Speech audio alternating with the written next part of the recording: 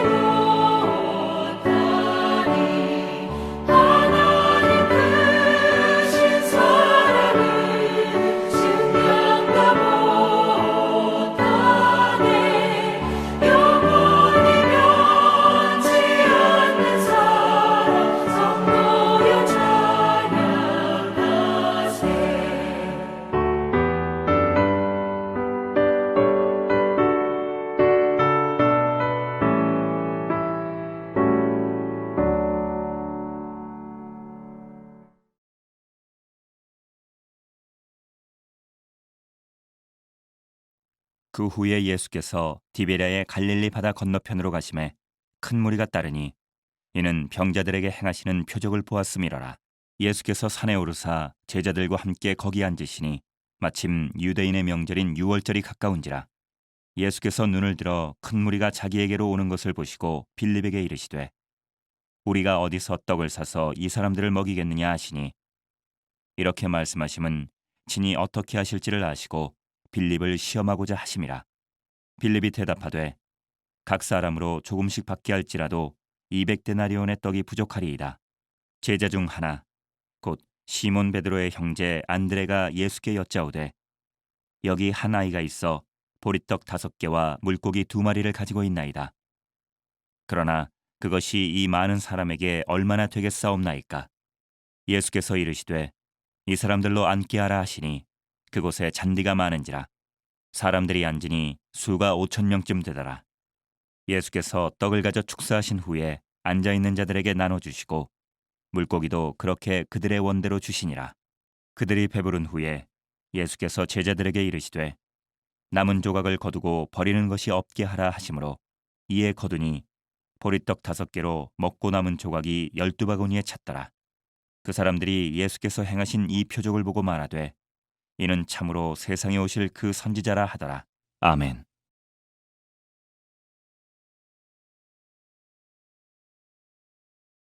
(9월) 초하루 시작되었습니다.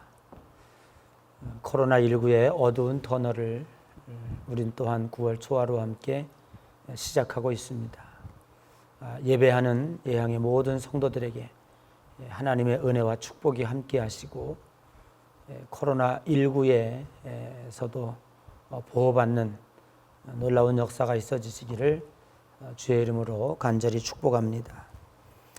오늘은 오병이어의 사건을 통해서 함께 은혜를 나누고자 합니다.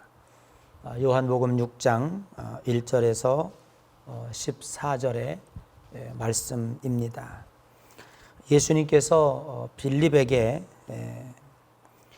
우리가 어디서 떡을 사서 이 사람들로 먹게 하겠느냐라고 하는 질문을 본문에 하고 있습니다.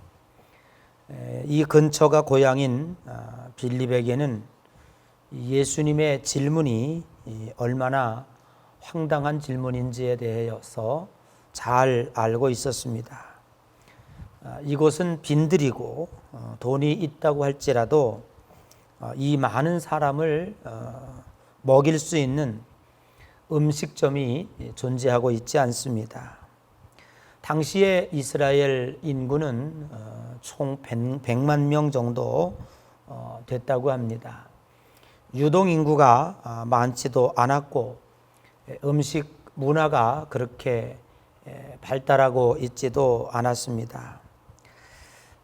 두 가지 문제점은 이 사람들을 먹일 수 있는 돈이 없다는 것이고, 혹 돈이 있다고 할지라도 이렇게 많은 사람이 5,000명, 어린아이 여자 포함 2만 명 정도라고 그러죠. 일시에 가서 먹을 수 있는 장소가 없다고 하는 것입니다. 안드레 얘기가 나옵니다. 9절 말씀에 보면 한 아이가 보리떡 5개와 물고기 2마리가 있는데 그것은 이 많은 사람들에게 별로 도움이 되지 않는다라는 것입니다. 이 두 제자의 그럴듯한 변명이라고 생각을 합니다. 그럼에도 불구하고 이 빈들에서는 놀라운 기적이 일어났습니다. 실패하는 사람들은 늘 부정적인 생각을 가지고 있습니다. 안 되는 것만 조건을 들고 있습니다. 할 수 없다라고 하는 생각에 사로잡혀 있습니다. 여기 있는 제자들의 태도가 똑같이 그런 태도를 가지고 있습니다. 제자들은 지금 3가지의 핑계를 대고 있습니다. 첫째는 빈들이라고 하는 장소의 핑계였습니다. 사람들은 장소가 나쁘다는 핑계를 많이 합니다. 그러나 사실상 장소가 우리들의 성공에 많은 영향을 미치는 것이 사실이지만, 그러나 꼭 장소가 문제가 되는 것은 아니라고 하는 것이죠. 두 번째는 저물었다라고 하는 시간의 핑계입니다. 사람들은 종종 나이의 핑계를 많이 댑니다. 무슨 일을 시작하려고 하다가도 너무 나이가 많았다, 또 때가 너무 늦었다 그러면서 시간에 대한 핑계를 통해서 앞으로 나아가지 못하는 그러한 경우를 많이 보게 됩니다. 세 번째는 200데나리온도 부족하고 지금 우리들에게는 돈이 없다라고 하는 것입니다. 즉 돈에 대한 핑계입니다. 사람들은 자본이 부족하기 때문에 내가 성공하지 못했다라고 핑계대는 사람이 많이 있습니다. 그러나 거대한 디즈니랜드도 작은 생쥐 그림 하나로 시작되었다고 하는 사실을 우리는 분명히 깨달을 수가 있는 것입니다. 자, 이제 오병이어의 기적을 생각해 보겠습니다. 어떻게 그 기적이 일어났습니까? 두 가지로 생각해 볼 수 있습니다. 첫 번째는 어린아이의 헌신이었습니다. 물고기 2마리와 보리떡 5개, 어찌 보면 어린아이 혼자 먹기도 부족한 정도의 분량이었습니다. 그러나 이 가난한 가정의 어린아이는 어머니가 싸준 이 도시락을 선뜻 예수님에게 내어 주었습니다. 여기서 물고기는 이크수스라라고 하는 원어입니다. 이 이크수스는 어부들이 고기를 잡고 이제 쓸만한 고기를 다 담아가지고 합니다. 그리고 쓸모없는 작은 고기들을 바닷가에 버리고 가는데 이 집은 참 가난하여 그러한 고기들을 주워다가 이제 어린아이의 도시락 반찬으로 만들었던 것 같습니다. 이렇게 보잘것없는 물고기였고 보리떡 5개이었습니다.